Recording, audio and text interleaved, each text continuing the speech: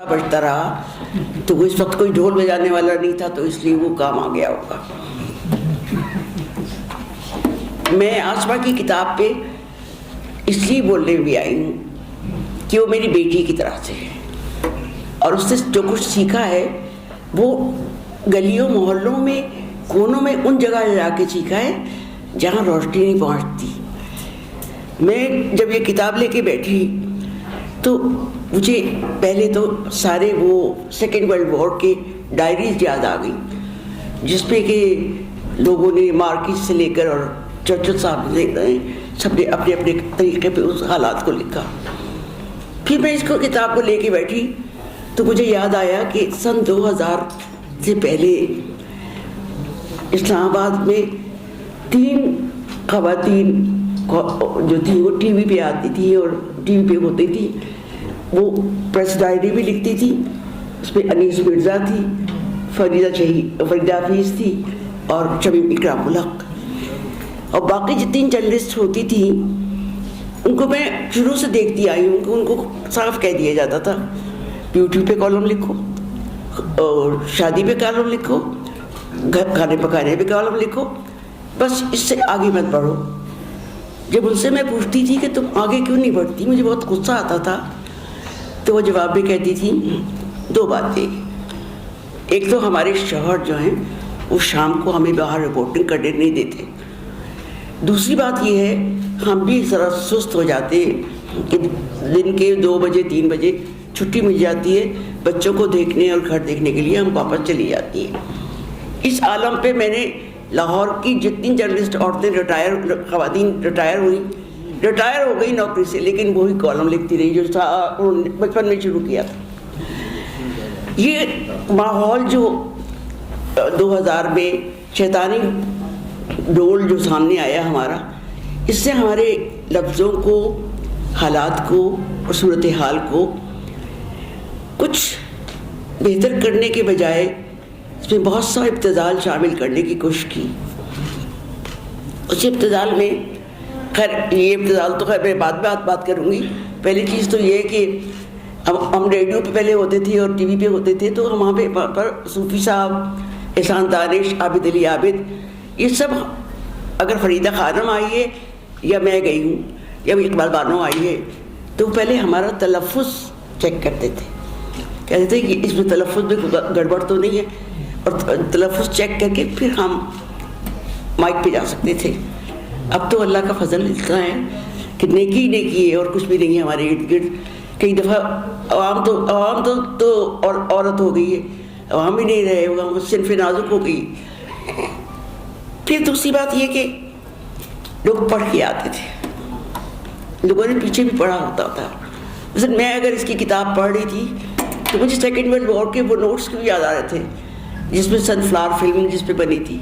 मुझे ये क्यों याद आ रहा था कि उस ज़माने में राइटर्स क्या लिख रहे थे, और अब तक उस सेकेंड वर्ल्ड वॉर को याद करते हुए जितने नावल लिखे गए हैं उन सब ने नोबेल प्राइज़ हासिल किया है, क्योंकि इंसानियत की तज़लील और इंसानियत के साथ ये हैबतनाक काम जो होता रहा और होता रहा है और होता रहेगा। क्योंकि मैं ये समझती हूँ हमारे घर में एक चीज़ बहुत ज़रूरी होती थी, और वो होता था अदब तमीज़ से बात करना सिखाना। हमारे घरों में ये होता था कि तालीम और तरबियत की ज़रूरत होती थी। हमारे घरों में इस तरह से हम तख्ती, अभी मैं जब वो जज्बाती होंगी तो ले लूँ।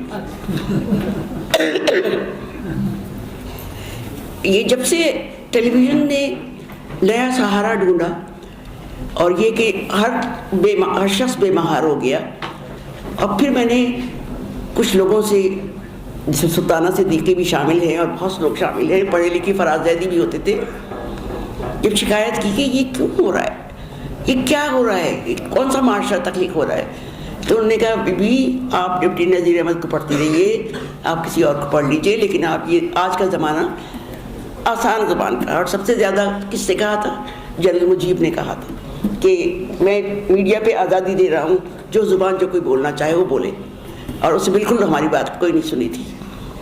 लेकिन جب ہمارے سامنے تو انیس مرزا کے علاوہ قرۃ العین حیدر تھی جو انگریزی بھی اور اردو بھی دونوں طرح لکھتی تھی اور بولنے میں بھی رواں تھیں.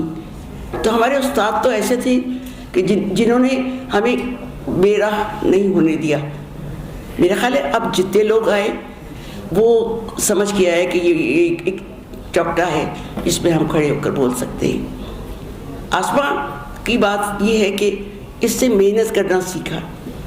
بغیر محنت کیے لفظ نہیں آتے, لفظ آپ کا قابو میں ہی نہیں آتے اگر آپ محنت نہیں کرتے. اور پھر فضل اللہ بابر صاحب نے لفظ کی حرمت کی بات کی ہے, وہ تو اس سے بھی بڑی چیز ہے جہاں جو قرآن شریف سے لے کے ہر رائٹر کے سامنے آتی ہے کہ کون سا لفظ کب ادا کرنا اور کیسے ادا کرنا ہے. تو بس یہ ہے کہ آسماں نے سیکھا ہے, پڑھا ہے اور لکھنا کا طریقہ اسلوب اپنا نکالا ہے. اپنا اسلوب نکالنا کوئی آسان کام نہیں ہوتا. پہچان, اپنی پہچان بنانی, کسی نے کہا تھا نا اپنی پہچان بناؤ. اپنی پہچان بنانی بہت مشکل ہوتی ہے اور اس کو بنانے کے لیے محنت کرنی پڑتی ہے. چاروں طرف دیکھنا ہوتا ہے اور اندھیرا ہی نہیں روشنی کو بھی دیکھنا پڑتا ہے کہ اس کے اندر کتنا داغ ہے. تو میں آس پاس سے کہوں گی کہ تم یہ کام تو کرتی رہو مگر تمہارے اندر ایک رائٹر چھپا ہے, تمہارے اندر ایک رائٹر چھپا ہے جو یہ کہنا چاہتا ہے کہ یہ کہنا چاہتا ہے کہ ہمارے معاشرے میں افسانہ بھی بہت کم ہو گیا ہے. افسانہ کم ہو گیا, ناول تو بہت ہی کم ہو گیا ہے. اور ناول یہ چیزیں اس لیے چاہتی ہوں کہ فضل اللہ بابر صاحب کہہ رہے تھے ایسٹ پاکستان کے سلسلے میں جو باجوہ صاحب کہہ رہے تھے, تو مجھے یاد آ رہا تھا کہ یہ میری یادداشت کی بات ہے. جس وقت جنرل نیازی ہتھیار ڈال رہے تھے اور اروڑا صاحب کے سامنے ہتھیار ڈال رہے تھے, تو منگالیوں کے جنرل جو تھے عثمانی صاحب وہ کھڑے ہوئے تھے اور انہوں نے یہ کہا جی ہتھیار تو ہم میرے سامنے ڈالنے دیں, ہمارے ملک کو آزاد ہو رہے ہیں. اروڑا نے کہا آپ کے ملک کو ہم نہیں آزاد کروا رہے, آپ نہیں آزاد کروا رہے. یہ باتیں لکھ بھی چکی ہوں اور بتا بھی چکی ہوں, سب کچھ ہے. لیکن ہمارے لوگوں کو اور فوج نے تو خاص طور سے یہ مان لیا ہے کہ جو جھوٹ وہ بولیں گے وہ سچ ہوگا. اور ہمارے ساتھ لیے یہ چیزیں اتنی خطرناک ہو چکی ہیں کہ اب ہم آسماں کی کتاب کو میں پڑھا تو ابھی نہیں ہے, ہر دفعہ ہر کالم پڑھتی ہوں, لیکن مجھے جو چیز اچھی لگی اس میں یاسیت ہمارے اوپر, کم از کم میرے اوپر تو یاسیت بہت طاری ہو گئی ہے. کیونکہ مجھے لگتا ہے جیسے ہم جس گڈھے پہ کھڑے ہیں وہ نیچے نیچے ہمیں لے جا رہا ہے, ہم کہیں اوپر نہیں آ رہے. ہمارے ساتھ کوئی بات کرنے والا نہیں ہے. میں ڈھونڈتی رہتی ہوں کسی کو شعر سنا سکوں, کسی سے بات کر سکوں, کسی گفتگو ہو اس بات پہ. کوئی بحران میں گئے بحران یہی باتیں ہم کرتے رہتے ہیں. برائے کرم ہم سب کو, جیسے ایک زمانے میں بھٹو صاحب کرتے تھے کہ اسٹڈی گروپس بناتے تھے اور اسٹڈی گروپس کے ذریعے ہم اس زمانے کی صورتحال کو سمجھنے کے لیے اکٹھے ہوتے تھے. اس میں ہمارے اب عثمانی صاحب بھی تھے, امین مغل بھی تھے, سب بننا صاحب بھی تھے, سبھی ہوتے تھے. ہم نے سب سے کچھ ریزہ سیکھنے کی کوشش کی. میرے جتنے سینئر لوگ بیٹھے ہیں مجھے توقع ہے کہ وہ اپنے جونیئرس کو کام کرنا سکھائیں گے, کیونکہ کام یہ نہیں ہوتا. میرے زمانے میں یہ تھا جب میں انفارمیشن تھی, جب ٹیک اوور کیا گیا پی پی ایل کو, کہ جرنلسٹ جو آتا تھا شام کی ڈیوٹی والا وہ بیٹھا رہتا تھا. کیوں بیٹھتا تھا؟ اس لیے کہ پریس ریلیز آنی ہے انفارمیشن سے, پریس ریلیز آئے گی تو اس کے اوپر پریس ریلیز کاٹ کے اپنا نام لکھ کے فرام اسٹاف رپورٹر خبریں دے دیتے تھے. یہ میرے سامنے کی دیکھی ہوئی باتیں ہیں, بنی ہوئی باتیں نہیں ہیں جو میں آپ کو بتا رہی ہوں. تو ہمیں ابھی بھی انفارمیشن میں وہی سلسلہ چلتا ہے, ختم نہیں ہوگا, لیکن ہمیں تھوڑا سا صبر کرنا اور تھوڑا سیکھنا ہوگا کہ کھڑے ہونے کے لیے پہلے اپنی پیروں کو زمین پہ جمائیں اور پھر اس لفظ کو ادا کریں جس کی ہمت ہو. بہت بہت آپ سب کا شکریہ, بہت معلش.